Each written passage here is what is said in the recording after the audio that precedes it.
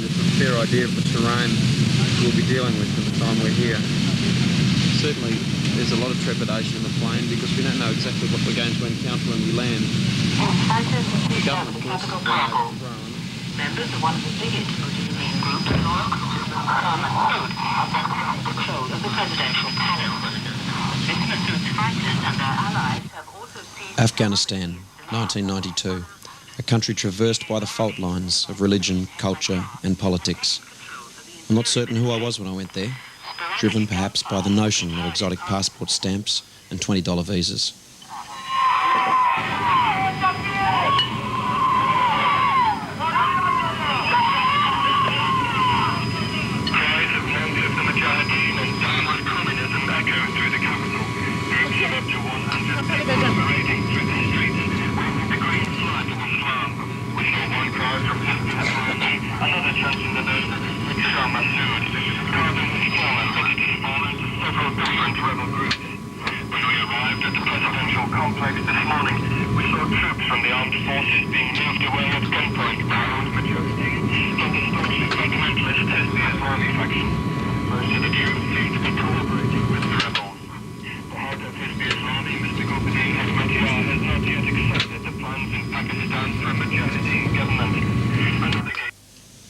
In the history of struggle and war, Afghanistan is an epic. With the chapter of Soviet occupation closed, implosion into civil war seemed inevitable. I'd read about this place, the mines in numbers that no one dared to count, the wars, the lives lost and wrecked homes for which none beyond their borders cared. Once a great city on the Asian trek, Kabul had turned cold. The chaos and the lawlessness was almost asphyxiating. It was a frightening place to be foreign, and perhaps little better if you weren't. We cowered together, with the city under siege. And the same fighters in our suburb who sat with us and drunk our tea by day shot anything that moved at night.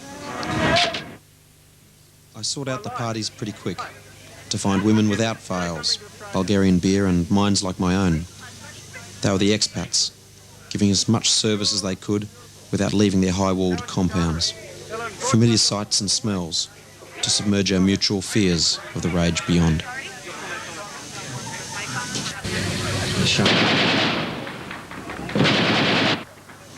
Within days, Kabul was doing what Kabul does best. In the morning, the Red Cross Hospital put back together what they could.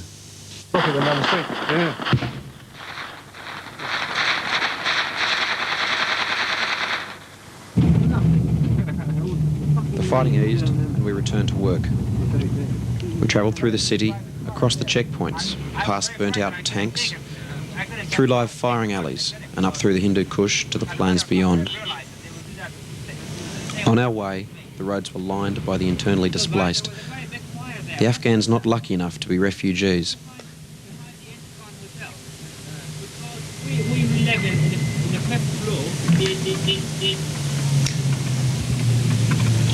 They had left the war-ravaged countryside for Kabul and lined the roads to the city.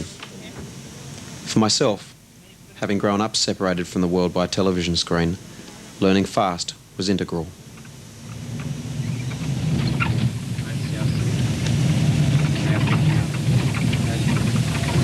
In fact, there were checkpoints here yesterday, but it was all quiet here today.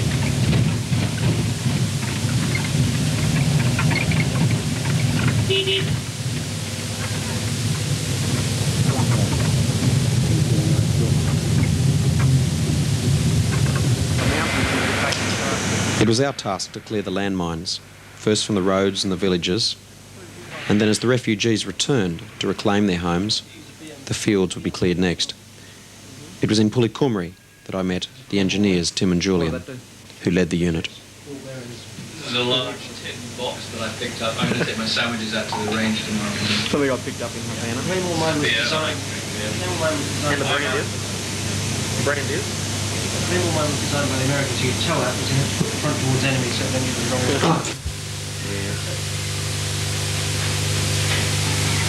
What are these little things too, mate? Those things are fancy detonators. Oh, these are good. Now this is rather, it's like a test to see if your government can find out where to put the batteries. In fact, you have to... Is that right? For use by who?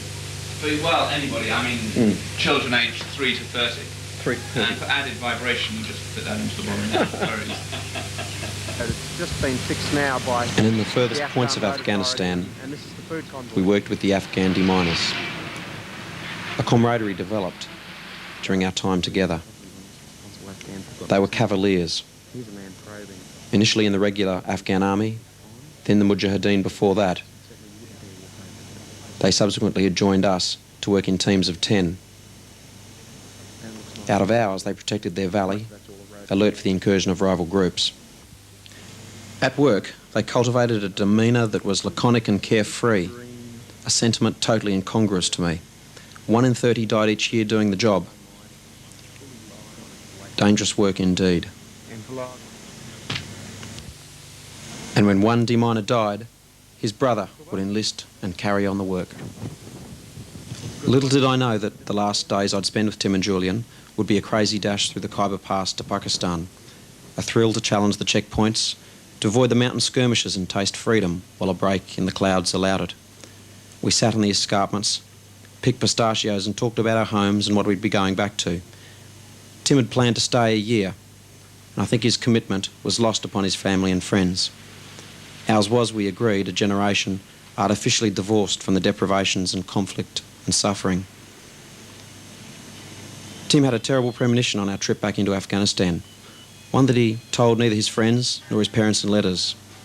He wrote of it to his parish priest, but he lost his life before the letter got home. Back in Afghanistan, they returned to work. I was someplace else the day that they hit an anti-tank mine with a time delay fuse on it. We'd spent the previous 2 weeks negotiating evacuation routes for the injured. It seemed a macabre irony that we wouldn't need a dress rehearsal. I was told later by someone what happened. Fully alight, one of the boys had reached back into the tank to pull the other one to safety. They fell into the sand together. The same earth that they'd laboured to clear repaid them by extinguishing their flames. It could never happen to us. It was a flimsy fallacy that melted with them that day. To this day, the evacuation remains a blur to me. I knew there was no medicine, even in the best hospital, that could have saved them. The morphine was all they needed, and all that I had. 6,000 people put into the soccer field, and they get to meet some of the mullahs. Together, we cleared 80 mines in 2 months. To Tim and Julian, that meant 80 children without wooden legs, 1,000 families more complete, 1 million more dreams dreamt and visions for the future preserved. Peace of mind for a village, perhaps, to return to the fields and till them as they had since the days of Alexander. 80 mines cleared, 6 million to go. I don't think Tim and Julian ever counted the way I did.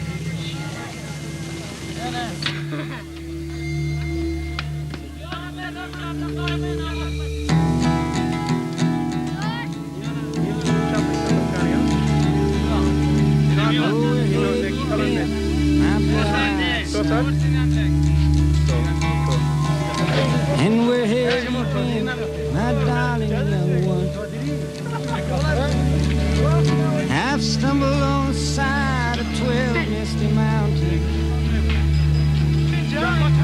I've walked and I crawled on 6 crooked highways. I've stepped in the middle of 7 side forests. I've been out in front of a dozen dead oceans. I've been 10,000 miles in the mouth of a graveyard. And it's a hard, it's a hard, it's a hard, it's a hard, it's a hard rain is gonna fall.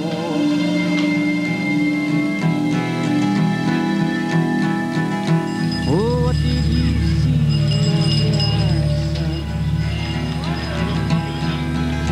And what did you see, my darling young one? I saw a newborn